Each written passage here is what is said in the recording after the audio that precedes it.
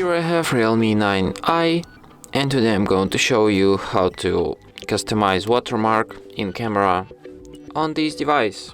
So first let's open camera, tap here, go to its settings, then go to the watermark, enable it, and here you can, for example, change author name. So here you can add your custom watermark, for example like this, and now every photo you take will be marked with your custom watermark. And that's it.